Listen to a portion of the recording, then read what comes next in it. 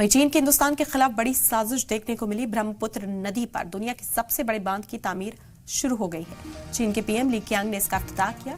हिंदुस्तान और चीन के बीच कशीदगी बढ़ सकती है।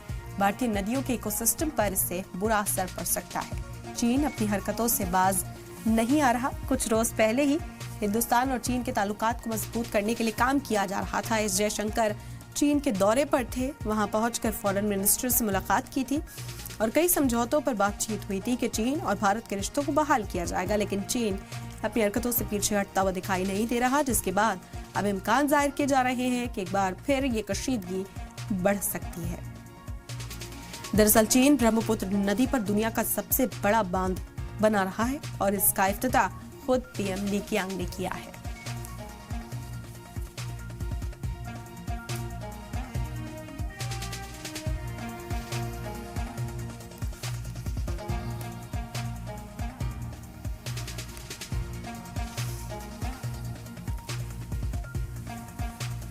तस्वीर सामने आई है जहां प्लान जो है चीन का वो तैयार किया गया है कि किस तरीके से इस बांध की तामीर की जाएगी।